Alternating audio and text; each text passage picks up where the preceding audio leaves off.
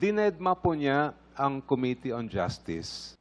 Sa huli, umatras sina Suwan at Rodriguez sa kanilang suhestyon na magbigay pa ng palugit sa Vice Presidente. Madam Chair, we submit to the wisdom and consensus of the committee. At Pautot ang lang tuloy eh. ng botohan. Sus! Alatang pautot lang yung inyong ano? Yung mga, kunwari, hindi pa kayo agree. Pautot nyo lang yun. Obvious naman kayo, Brad eh. Obvious. Please raise your right hand. Unanimous o walang tumutol sa motion para deklarang may probable cause o sapat na batayan para ituloy sa paglilitis ang Aba, hindi pa nagsisimula, halata namang unanimous. dalawang impeachment complaint. 53 sa mga miyembro ng House Committee on Justice ang bumoto pabor dyan. That concludes our voting. And the chair Bakit nakikisali pa yung mga yan? Hindi nyo nga pinaboboto si, nakikisali pa itong mga to?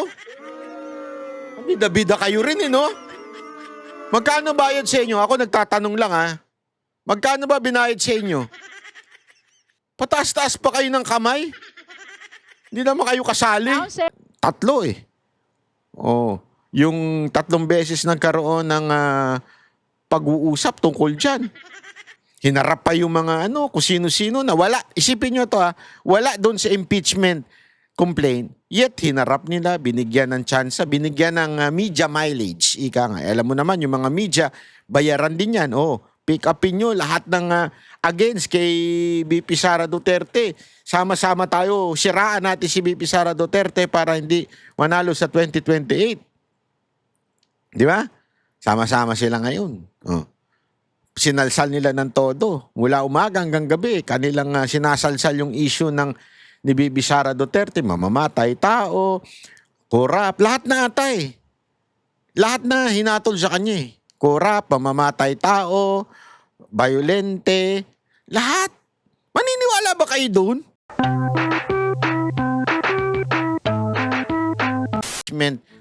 Mini court. Nakakatawa talaga itong mini court nila, no? Pero ang tanong, talaga bang hinanap nila yung probable cause o yung katotohanan o hinalap lang nila ng paraan para magkaroon sila ng media mileage at propaganda laban kay BP Sara Duterte? Kasi kung tutusin, matagal na nilang nadesisyonan yan. Simula pa lang, bago pa nga lang mag-hearing. Alam mo na, yung mga kasama doon, aside from may utang kay BP Sara Duterte, tinanggal ni Pangulong Duterte, nakulong nung panahon ni Pangulong Duterte, at nasasangkot sa mga kaalyadong terorista na talaga namang nilalabanan ni BP Sara Duterte. So sa madaling salita, ginawan lang ng drama. Hearing, kuno, press con, script at konting iyakan para magbukang proseso. Di ba? Obvious naman. Pero sa simula pa lang, amoy mo na. Hindi ito paghahanap ng ebidensya, kundi paghahanap ng palusot. Kaya sa balag na ito, hihimayin natin yung lintik na probable cause. Napag-usapan na natin yung unang bahagi Di ba? Nakita natin probable cause ba ito o political cause lang? Yun! Kasi kung may totoong laban, dapat patas ang proseso. Pero kung sa umpisa pa lang may hatol na, hindi na yan investigasyon, palabas na yan. Yun. Kaya mga kababayan, manood lang kayo dahil marami tayong isisiwalat na katarantaduhan nitong mga congressman natin na ito. Marami tayong ibibigay na mga halimbawa kung bakit tila talagang ginagago lang tayo ng mga congressman na ito. Mantakin mo yung mga hindi kasama sa impeachment complaint. Aba, biglang nakasama na ngayon. Halimbawa na nga lang yan, yung kay Digamo, kesyo may ugnayan daw si Tebes at ang backer daw niya ay si BP Sara Duterte. Kesyo dinalaw pa daw, pati si Madriaga, tinangkang dalawin.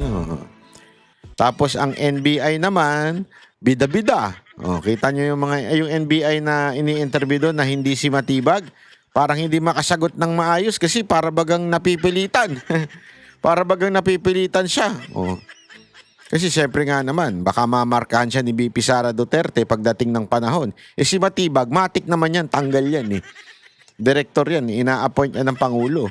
Pero yung mga nasa ilalim ni Matibag, delicates ang kalalagayan nun, lalo na pag ikaw isang career officer, di ba? O kawawa naman ito mga magagaling at professional nating mga NBI agent, di ba? Ginagamit kayo ng inyong NBI political director. Anyway, ayan ang ating pag-uusapan kasi napakarami yung inungkat. Inungkat pati yung sa ulo. Pambihira, oo. Halatang ito'y isa lamang pong pautot, ika nga. Isa lamang pong for optic sakes para sa propaganda nila. Siyempre, mapapanood ito ng mga target nila dito, yung mga undecided for 2028. Yun ang target nila na ma-persuade na umayaw kay BP Sara Duterte. Yun ang totoo dyan.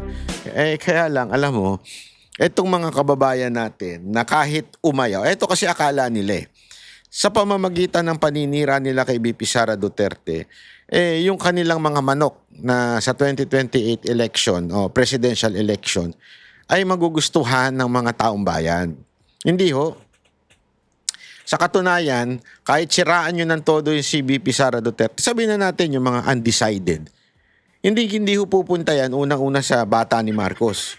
Sabi nga ng isang political analyst na hindi bias, ito'y isang malaking suicide doon sa kung sino man ang i-endorso ni Marcos. Kasi alam natin, without even talking to the Filipino people, without mentioning the Duterte, pag tinanong mo sila, would they say na, okay, sige, gusto namin, tuloy niya si Marcos. Hindi.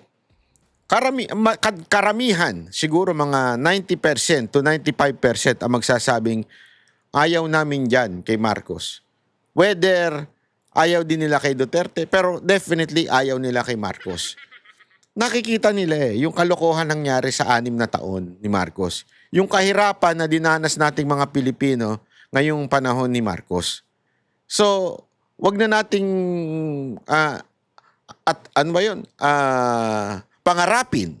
Wag na nating pangarapin na porket magalit ang taong bayan kay BP Sara Duterte, mapupunta sa inyong mga manok, lalong-lalo na sa manok ni BBM. Or sa manok ni Romualdez. Siguro, at kaya nga kung mapapansin ninyo, hindi nyo napapansin karamihan ng naandyan sa mabumibira dyan, karamihan mga pink. Karamihan po dyan mga pink or dilawan. Bakit? Kasi silang makikinabang sa tingin nila kung may baon nila si BP Sara Duterte. Akala talaga nila makikinabang etong si BP itong kanilang manok. Ang problema, yung manok nila umatras na. Si Leni Robredo umatras na eh. Di ba? Wala na. Sino ilagay mo dyan? Si Trillanes? Sa bagay, sabi nga ni Guanzon, si Trillanes na lang, subukan natin.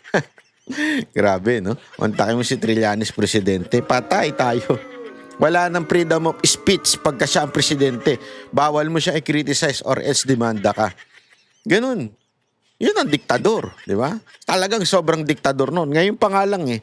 Pero hindi naman mananalo yun. Barangay captain nga, baka hindi pa manalo yun eh. Mantakin mo, mayor tumakbo. Hindi nanalo, di ba? Nga. Hindi, sana nga. Kung matindi nga sana kalaban niya, okay eh.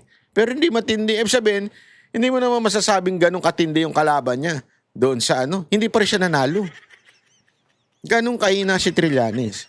So, inaasahan na lang nila yung si .45 ba yung 45, 46, di ko alam. Yung .45 na si Ontiveros. Ang bihira, oo. Baka sabihin nyo ba, siguro si Tulfo, baka pwede. Una-una, nagsabi ng si Tulfo. Hindi daw siya tatakbo, si Senator Rapi Tulfo, una-una yun. Pangalawa, ako naniniwala ako, may galing si Tulfo sa ibang bagay, pero pagdating sa national, hindi siya uubra. Maybe in the future, not now. Hindi, I mean, ako naman, patas ako nag-ano. Ngayon, sa panahon na to, hindi pa uubra si Raffy Tulfo pang nasyonal. Kasi yung kanyang concern, nandun sa, nandun pa lang sa level ng barangay. Yung pa lang yung kaya niyang banatan, yung pa lang ang kaya niyang birahin. At saka yung pero pagdating mo sa, ewan ko, I don't think so, ladies and gentlemen. For national, di ba? Ang dami nga nagki-question dyan na bakit hindi nagsasalita ng sa kanya bakit di siya nagkokomento dun sa korupsyon sa flood control. Yung mga ganun bang batikos, medyo malaki. Kasi alam mo, malaking bagay po yun sa mga Pilipino. Di ba? Whether you are a Duterte supporter, Marcos supporter, Dilawan supporter, Pinklawan supporter, kailangan magkomento ka sa korupsyon. Kasi napakatindi ng korupsyon eh. Yung korupsyon, walang pinipiling kulay yun. Unless di ka nagbabayad ng tax. Pero lahat tayo nagbabayad ng tax, whether ano man ang kulay natin, nagbabayad tayo lahat ng tax at nakakabwisit. Nakakabwisit po mga kababayan na makita na ganito ang katindi ang korupsyon, tapos tayo tuloy-tuloy ang pagbabayad natin ng sobrang taas na tax sa bayan natin. Bawat bili natin may tax. Iba pa yung income tax. Iba pa yung bawas ng kumpanyang ating pinagtatrabauhan. Lahat, di ba? So, yun lang naman po sa akin. Kaya nga, mga kababayan, nagkakamali sila. Panoorin na natin itong probable cause o political cause na kanilang naimbento. Dinedma po niya ang Committee on Justice. Sa huli, umatras sina Suan at Rodriguez sa kanilang suhestyon na magbigay pa ng palugit sa Vice Presidente. Madam Chair, we submit to the wisdom and consensus of the committee. At Pautot ang lang tuloy eh. ng botohan. Sus! Alatang pautot lang yung inyong Yung mga, kunwari, hindi pa kayo agree. Pautot nyo lang yun. Obvious naman kayo, Brad eh. Obvious. Please raise your right hand. Unanimous o walang tumutol sa motion para deklarang may probable cause o sapat na batayan para ituloy sa paglilitis ang Aba, hindi pa nagsisimula, halata namang unanimous. dalawang impeachment complaint. 53 sa mga miyembro ng House Committee on Justice ang bumoto pabor dyan. That concludes our voting. And the chair Bakit nakikisali pa yung mga yan? Hindi nyo nga pinaboboto nakikisali pa itong mga to? Bida-bida kayo rin no? Magkano bayad sa inyo? Ako nagtatanong lang Magkano ba binayad sa inyo? Pataas-taas pa kayo ng kamay? Hindi naman kayo kasali. Ayan na nga. So ito nga mga kababayan, di ba? Malinaw naman dito na sabihin po niyan after na mga mahanapan ng probable cause. Actually kasi kalokohan talaga yung term eh. Nahanapan ng probable cause, hindi. Wala pa yan. Meron na kayo, fix na yung utak ninyo. I-impeach namin si VP Sara Duterte. Kaya nga dapat, didiretso nyo na. Hindi, sa bagay, kasi napuna na sila ng Supreme Court last time di ba? Napuna na sila nung Supreme Court na dapat padaanin dyan. Kaya lang, ang ginawa nila, ako sa tingin ko nga parang pambabastos yung ginawa nila sa Supreme Court Kasi porket sinabihan sila na dumaan sa House Committee on Justice, tila sinalsal nila ng todo, nakatatlo ba sila o nakaapat? Correct me if I'm wrong I think tatlo yung 3 beses nagkaroon ng pag-uusap tungkol dyan. Hinarap pa yung mga kung sino-sino na wala. Isipin nyo to wala doon sa impeachment complaint. Yet hinarap nila, binigyan ng tsansa, binigyan ng media mileage. Ika nga, alam mo naman yung mga media, bayaran din yan. Pick upin nyo lahat ng against kay VP Sara Duterte. Sama-sama tayo, siraan natin si VP Sara Duterte para hindi manalo sa 2028. Di ba? Sama-sama sila ngayon. Sinalsal nila ng todo. Mula umaga hanggang gabi, kanilang sinasalsal yung issue ni Bibi Sara Duterte. Mamamatay tao, korap, lahat na atay. Lahat na hinatol sa kanya Korap, mamamatay tao, violente, lahat. Maniniwala ba kayo doon? I mean, stupidity, sobrang stupidity. Alam mo kung violente, corrupt, at saka mamamatay tao yan, matagal na ho. Kumilos yan para mawala si Marcos sa posisyon. Pero, alam mo, maraming akong naririnig na balita, talagang ayaw niya eh. Kahit nung time na na-interview namin siya, meron kami mga usapan behind the camera. At talaga siya, gusto niya matapos si Marcos. Ayaw niya ng revolusyon. Ayaw niya ng change of regime ng wala sa konstitusyon. Talagang gusto niyang matapos si Marcos. Di ko nga alam eh. Kasi kwentuhan yun eh. Hindi, baka isipin nyo, ini-encourage namin siya. Hindi, ayoko din. As a matter of fact, lagi ko sinasabi yan. Sa aking pananaw, Romans 13 verse 1 ako. Di ba? Google nyo na lang kung ano yun. So, ibig ko sabihin, tama lang tayo magkomento at magsabi ng mga hindi tama na ginagawa ng presidente. Pero at the same time, nirerespeto natin ang nakaupo. Dapat, wag tayong gagawa ng hakbang na beyond the Constitution. Di ba? Beyond the legal process. Kaya nga, ako, ang panawagan ko lang paulit-ulit, which is part of the legal process o legal and constitutional, ay yung mag-resign na si Marcos. That's the best way. Huwag mo nang pahirapan ng taong bayan. Mag-resign ka na. Yun ang lagi kong sinasabi, di ba? Oh. Pero si VP Sara Duterte, kung violente yan at kung masamang tao yan, gumawa na ng hakbang yan. Sa dami nang nag-encourage sa kanya. Pero hindi eh. As a matter of fact, may mga balibalita pa nga tayo. Hindi ko na lang din balita-balita tayo na may mga grupo daw na nagkumbinsi sa kanya at siya na lang ang hinihintay. Pag siya tumayo at sinabi niya, ako ang presidente nitong Pilipinas dahil mali na ang ginagawa ng presidente, tapos na daw ang laban pero hindi ho niya ginawa. Kasi nga, gusto niya legal na proseso. Gusto niya ng maayos. Tapos gayon kung ano-anong kasalanan ang ibibintang ninyo.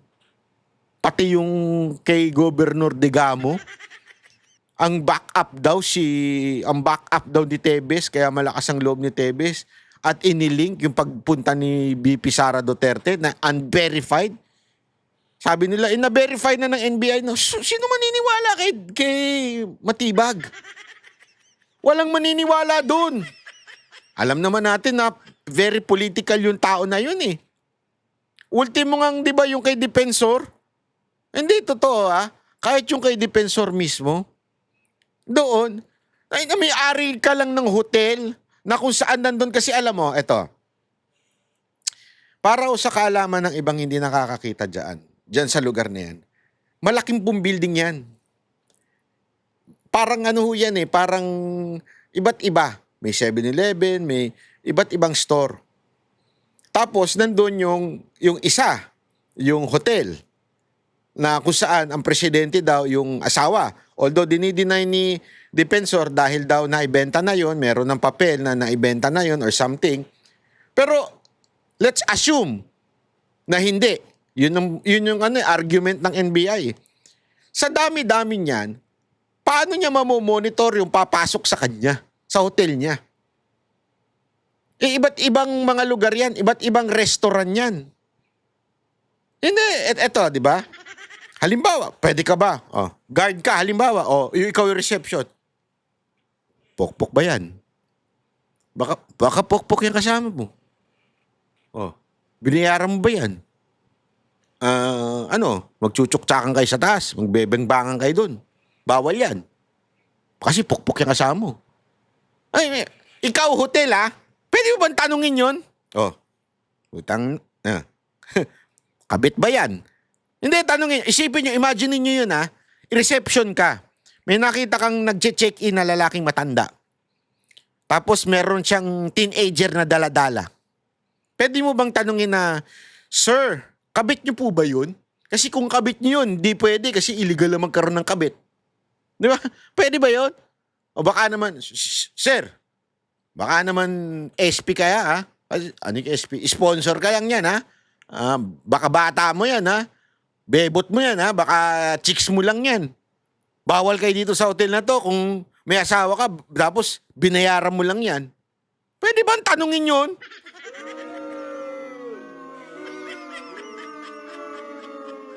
Bakit ko ba nabanggit to? Kasi diyan makikita mo talaga yung panggigipit na ginagawa ng gobyerno na ito. Di ba? Na sobra eh. Oh, eto pa ha, tingnan nyo. Isa pang katawa-tawa. Natawa ako nung napanood ko ito eh. Bakit? Ako kasi mismo witness dito eh. Vice President Lenny, Yon. around 30. And Is my recollection po. during the time of VP Okay, ang galing, panalo. Ang galing Naipasok pa talaga kay Lenny Robredo. Parang si Lenny Robredo ay payak. Alam mo, ilang beses na akong pinaliwanag ho yan. Alam nyo kung bakit? Hindi naman po kasi sabay-sabay. 24 oras. Isipin mo, 24 oras. Kung sabay-sabay silang nakabantay sa Vice President, baka ngayon patay na lahat ng security niya. So nagkakaroon pa yon ng ikutan na nagbabantay. Ako, many times, nakikita, nakaka-attend ng mga event ni VP Sara Duterte dito o sa abroad. Talaga nga namang hindi aabot ng 30 yung naka-duty at that time. Madami na siguro yung 15. Hindi aabot ng 20 ang nakabantay kay VP Sara on that certain time. Ulitin ko, this is not the first time. Hindi ako isang beses lang na nakakita kay VP Sara Duterte. Iba't ibang event, kahit nga sa Davao eh. Hindi ho lalagpas ng 20 ang nagbabantay sa kanya.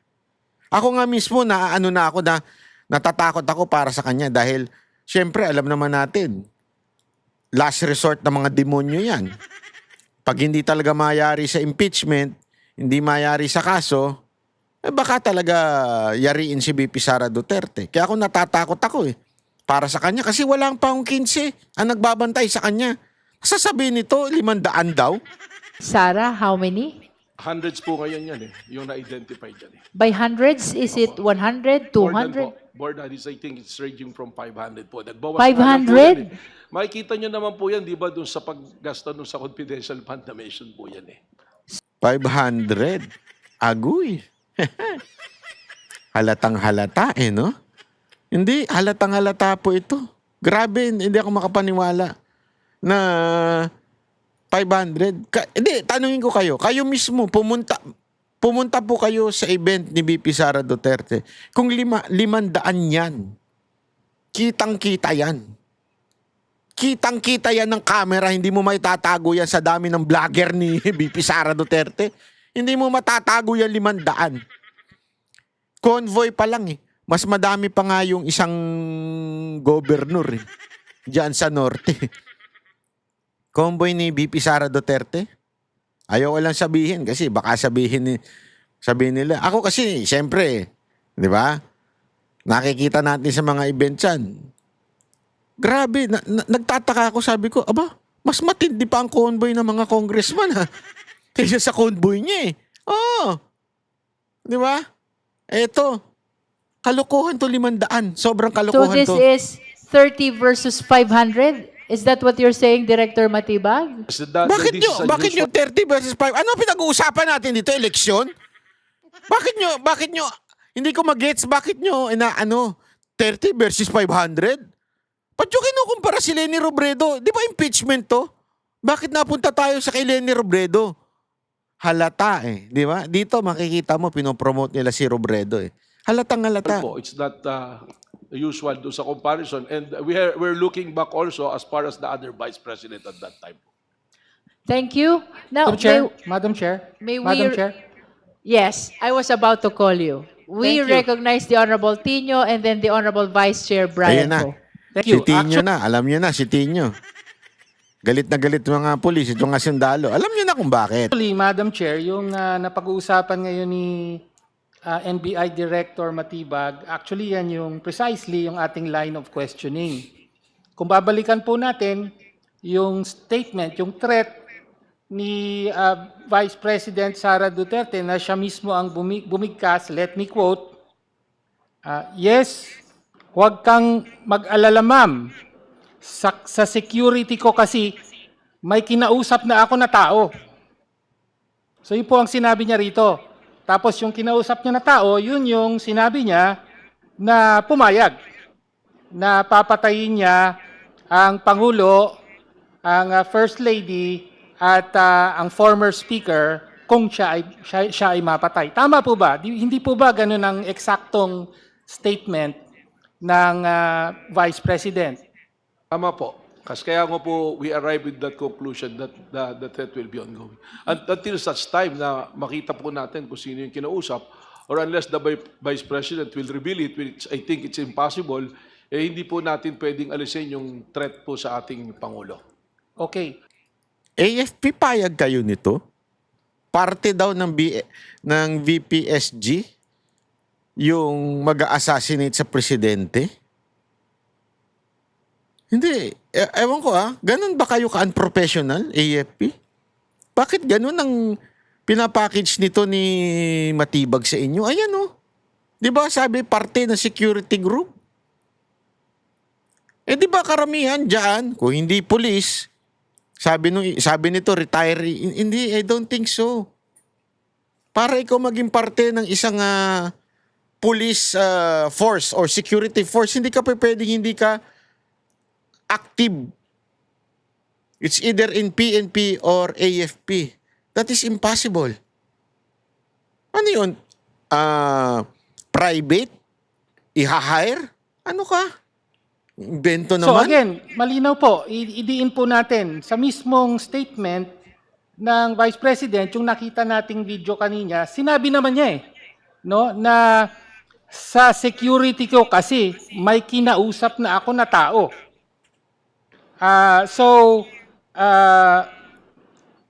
Pangalawa, and then he said yes. So dalawa po ang na-reveal dito. Una, na yung kinausap niya ay galing sa kanyang security. Pangalawa, na lalaki ito, di ba? He said yes. Tama po ba? Tama po. Okay. So medyo na-narrow down po. Pag sinabi pong security ng Vice President, again, ito nga po, katulad ng binanggit nyo, yung Vice Presidential Security and Protection Group. Tama po? Tama po yan. At ang pinuno niyan at that time ay itong si Colonel Raymond Dante Lachica. Tama po? That is correct po. Okay. So, inimbestigahan nyo na po ba ang VP-SPG, including Colonel Lachica, kaugnay dito? Yun nga po yung aming sinasabi, there is an ongoing investigation, and in fact, we are coordinating with other agency so that we can pinpoint who is that individual po. Okay. Grabe, so, napakahalaga po sa recommendation.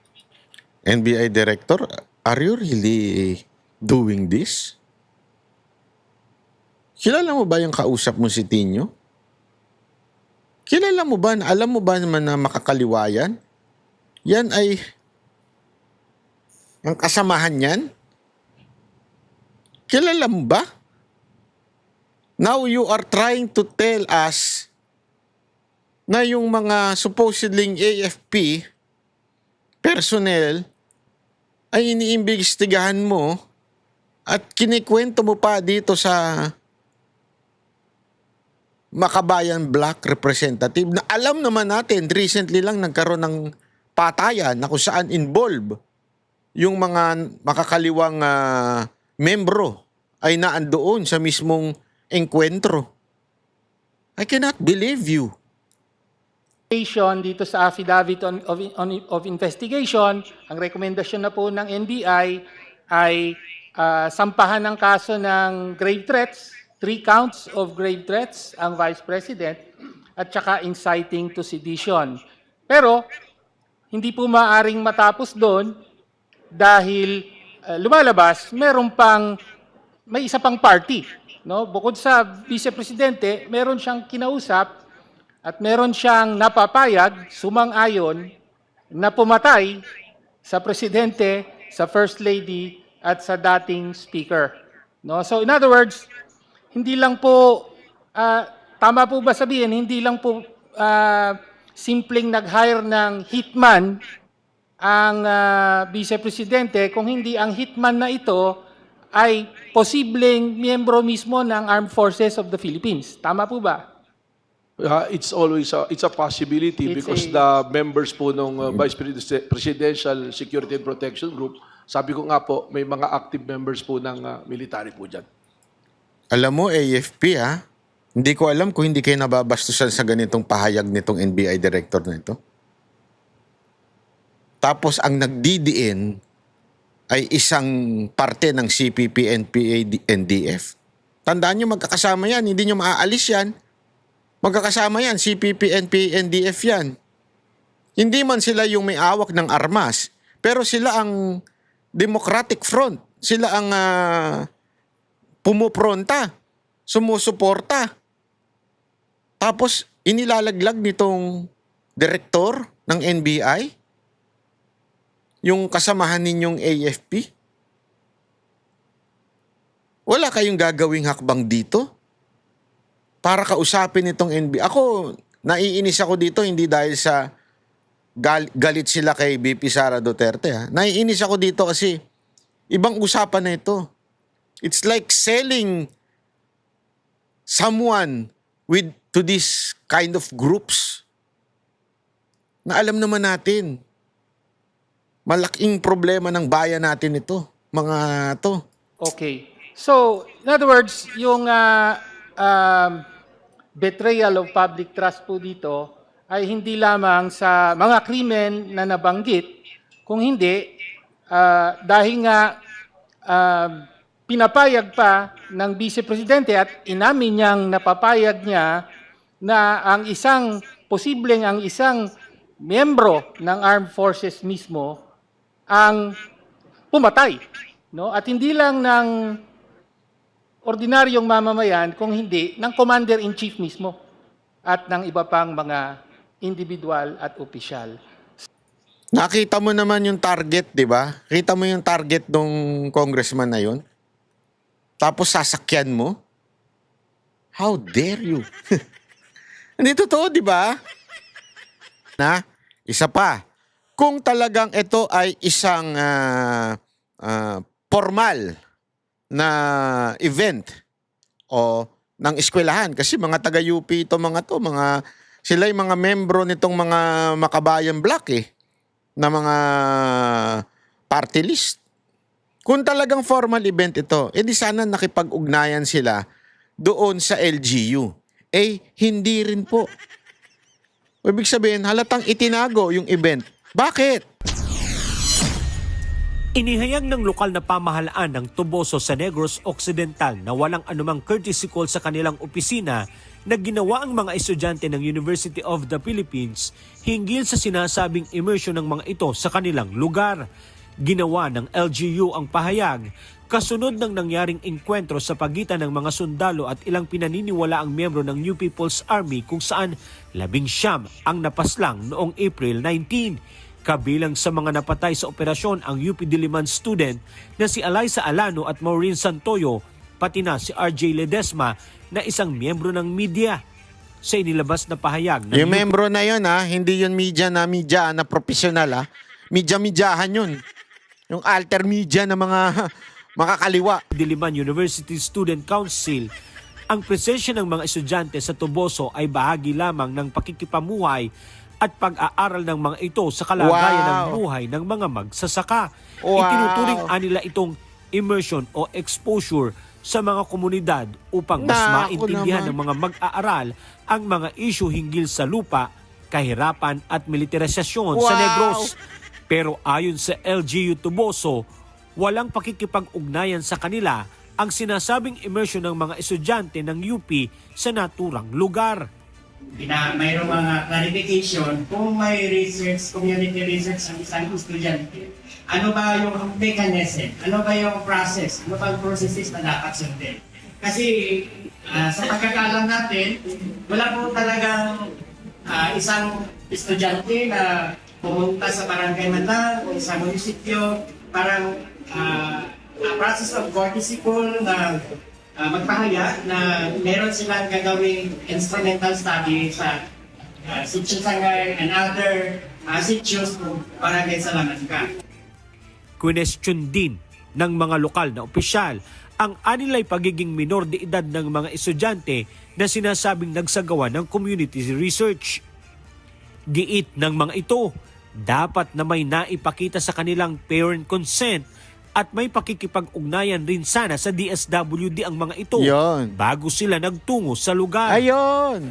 So pag may minor involved in community research, base sa kanilang sinabi, dapat mayroon siyang parent consent at saka mayroong words from the Department of Labor and Employment kasi minor siya. Tapos i-deploy natin siya sa area. So, at saka sa DSWD, mahalaga rin na may dokumento siyang dala-dala na iprepresenta ni LGU para ma-ensure natin yung legitimacy, yung process na ginagawa nila. Samantala, susulat ang LGU officials sa pamunuan ng Commission on Higher Education at University of the Philippines para maberipika kung talagang opisyal nga ang isinasagawang research ng mga estudyante sa Toboso. Nagbabala naman ang National Task Force to End Local Communist Armed Conflict o NTF-ELCAC sa paggamit ng NPA sa mga minor de edad at foreign nationals sa armadong labanan. Isang troubling shift ang umano'y pagpapalawak ng recruitment. Grabe, no? Lumakas na talaga itong mga damonyo na to, no? Hindi ba kayo naaano dyan? Kaya ako nabibuisit eh.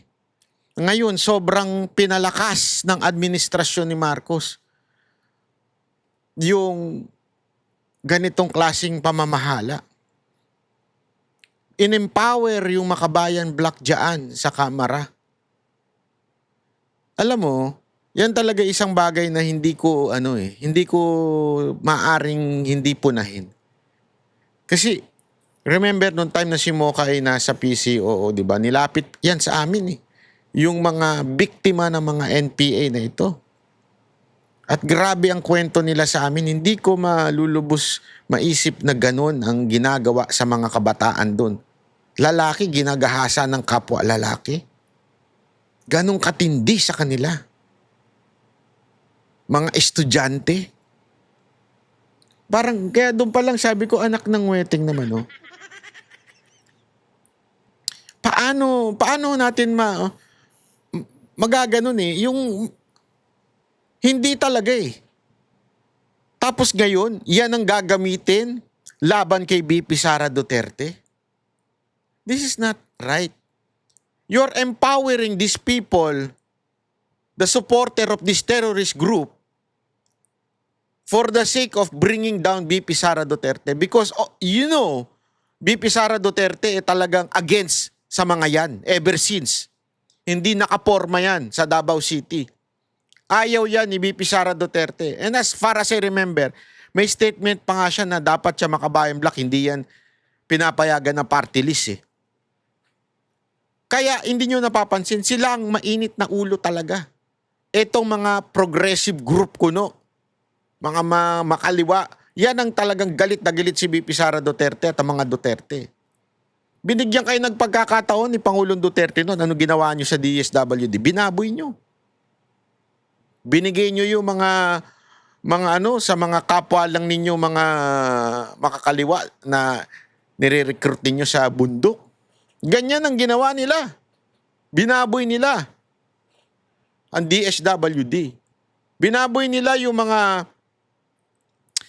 housing project noon.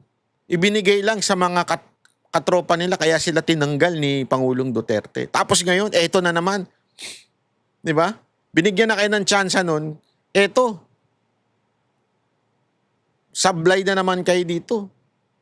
Ginagamit nyo itong anti-Duterte corruption, blah, blah, blah, impeachment, para lubakas itong mga makakaliwang grupo na ito. Tapos hindi ko maatim na isang opisyal na supposedly organic official. Bakit? Director ka eh. Para bagang hindi mo man direktang kinakampihan, pero ini-empower mo in such a way na sasabihin mo, parte ng VSPG. BPS, VPSG. Party yung mag-assassinate kay Presidente. AFP. Sundalo ito mga to Hindi ito mga pupitsuging Pag ikaw nasa PSG o sa BPSG, hindi ka pipitsuging sundalo. Diba? Tapos sasabihin nyo na siya ang nagpaplano? Kasama sa plano yung BPSG ni BP Sara Duterte? Kahunghangan talaga.